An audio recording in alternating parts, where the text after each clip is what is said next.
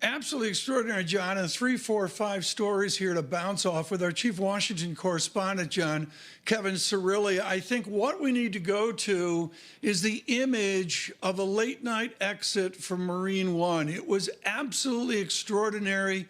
In all my years of observing Mr. Trump, to see him so downcast and so crestfallen coming off that helicopter on the lawn of the White House, his tie open, his shirt open rather, and his tie slung around his neck. Kevin, I've never seen that Donald Trump. Have you?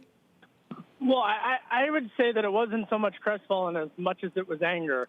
And based upon conversations that I've had throughout the weekend with sources, I think that the president is incredibly angry at how Tulsa played out. It really is an unfolding of two different narratives. Democrats saying that the president had a failed restart to an already embattled presidential campaign, and Republicans saying that because of the rumored riots that were going to happen in Tulsa, many folks were saying that they did not, in fact, want to attend. From here, the president is set to continue campaigning in Arizona as well as Wisconsin. But a new political reality of a country still very much nervous to attend large mass gatherings because of the coronavirus and the unrest in the country really having an impact on the campaign. How would you presume that Vice President Biden will play Tulsa? Does he stay quiet or does he become more confrontational? He becomes more confrontational. This is a president who every time has had his back up against the political wall, has come out bulldozing. Now, whether or not that's going to work at this close to an election, we simply don't know. But this is a president also who campaigned in 2016 when he was also polling at the same national poll levels as he is right now in the high 30% marks on some averages. And beyond that, we should also note just how quickly and volatile American electoral politics are. Prior to the pandemic, everyone had assumed that the president would get a second term. We find ourselves in a new political reality. And we also find ourselves, Tom, in a political reality where the former vice president, Joe Biden, has really yet to be daily making national headlines. And I'm not sure how much longer that can go on.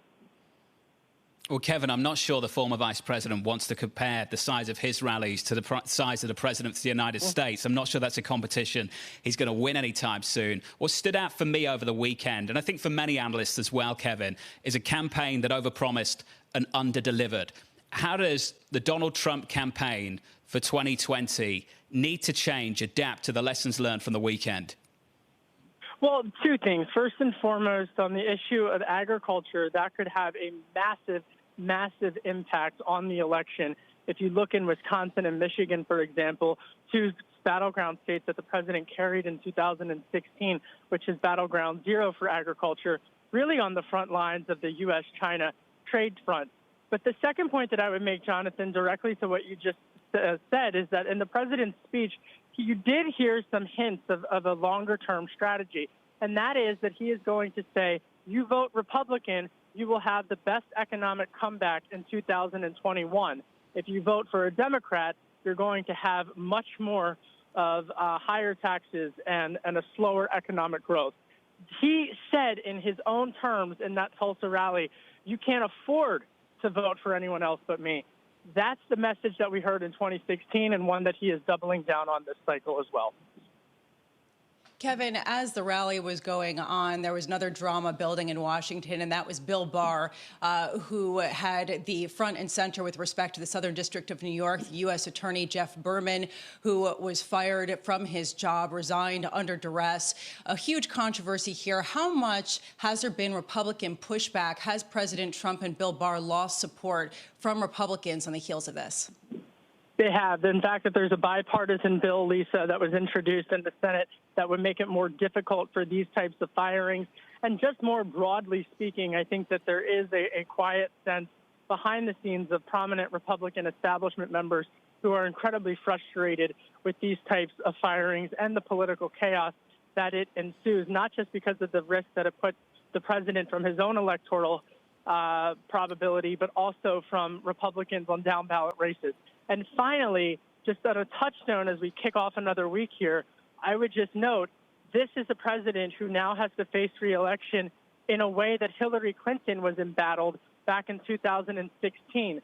The luxury for Biden right now is that he's out of office.